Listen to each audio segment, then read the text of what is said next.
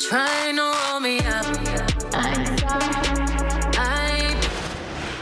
Welcome back to ABC News Live Weekend. That is Beyonce's hit Sorry from her 2016 album Lemonade.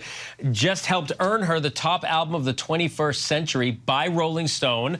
It's a topic that has certainly sparked a lot of debate, which is probably the idea of a list like this, but especially in our own newsroom. We have a lot of music fans. So now we want to bring in Rolling Stone Reviews editor Jon Dolan to answer some of these gripes that we have. And Jon, first of all, thanks for taking the time. I'm sure you're getting it from every direction. When you put a list like this out, someone's favorite is here, someone's favorite is there.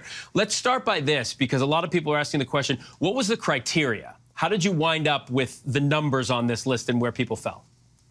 Well, that's a great question. I think we start off with which albums we feel really kind of stand the test of time, which albums, when you go back to them, still sound great, and which albums from sort of the last few years that kind of have the same kind of quality that we might be listening to those albums in 25 years. But 25 years is a decent amount of time, and so it was fun to go back and check out some of these records from 10, 15, 20, 25 years ago and get a sense of just how they hold up. I'm not sure how big a Beyonce fan you are, but we've got a Beyonce question here. You put her at #1, at least Lemonade. We have a lot of Beyonce fans in our newsroom. We were just talking about this, and a lot of them were saying they felt her self-titled album was better than Lemonade. That's number 17 on the list, or number 16, I think. It's in the top 20, or maybe even a little higher. We actually had a pretty robust talk about, is it Renaissance? She has 4 records on the list. She has Renaissance, Cowboy Carter, Lemonade, and the self-titled. We feel that the Lemonade is kind of an example of the best artist of the century at her absolute most important and best. It's the album that kind of sets the table for some of this stuff. She's working in so many different genres: country, hard rock, reggae. It's the most personal album. It's political.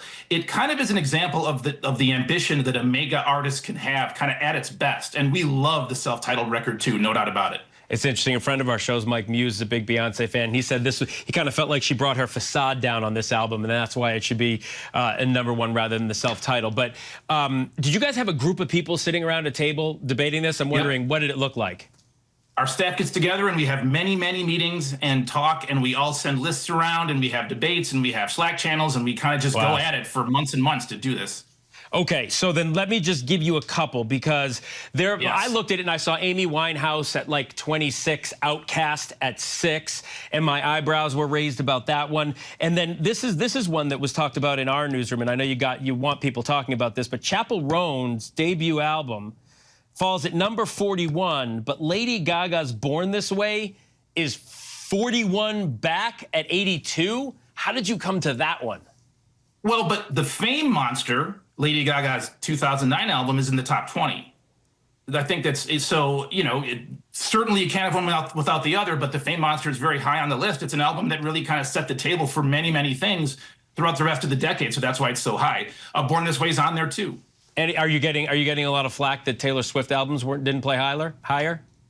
Well, we have Folklore at number, I think, 5 or 6, right? And she has 4 albums on the list, and we feel that kind of Taylor and Beyonce they're the 2 artists, Kanye as well, the early Kanye has 4 albums as well. They have 4 each, and I think they kind of do represent superstars, with each record making something unique and interesting and challenging their audience and coming up with something great every time. No doubt. And I don't envy the job, but it must have been a lot of fun, because everybody's got an opinion on music. That's what makes music so awesome. And Jon, thank you so much for coming on and talking about it. Really do appreciate it.